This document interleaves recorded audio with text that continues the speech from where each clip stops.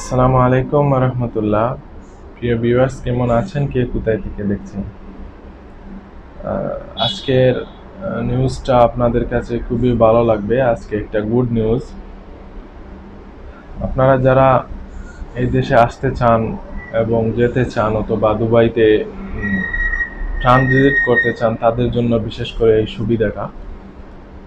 গতকালকে একটা নিউজ এসেছে, তো নিউজটিতে বলা হয়েছে দুবাই সব শপিং মল, তারপরে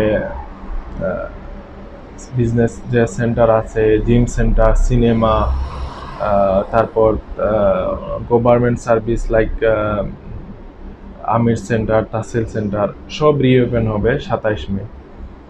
সো আপনারা যাদের কাজ এইসব জিনিস জুড়ে, তারা অবশ্যই খুশি হবেন।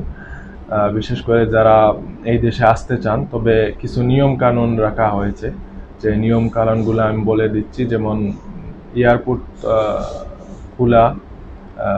এয়ারপোর্টে আসলে আপনাদেরকে অবশ্যই 14 দিনের হোম কোয়ারেন্টাইনে থাকতে হবে।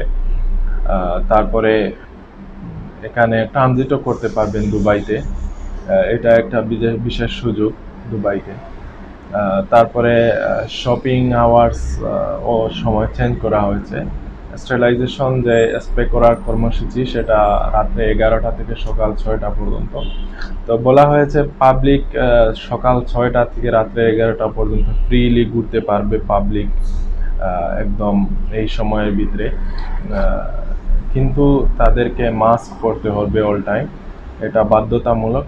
মাস্ক অল টাইম পরতে হবে, এখানে কোনো ছাড় হবে না। যদি কেউ এই আইনগুলো অমান্য করেন তাহলে ফাইন আসবে। তারপরে আরও কিছু এন্টারটেনমেন্ট সেন্টার আছে, যেমন দুবাই আইস রিং, তারপরে ডলফিনেরিয়াম, তারপরে আরও কিছু আছে যেগুলা বন্ধ ছিল, এগুলাও 27 তারিখ থেকে খোলা হবে। শপিং মলে ছোট বাচ্চা, যেমন 12 বছরের নিচের বাচ্চা, তারপরে 60 বছরের ঊর্ধ্বে যাদের বয়স, তাদেরকে এই যথারীতি আগের মতোই এলাও নেই এখন পর্যন্ত। তো এই হচ্ছে আজকের হট নিউজ। আমরা অবশ্যই আপনাদেরকে পরবর্তীতে নতুন কোনো নিউজ আসলে জানাবো।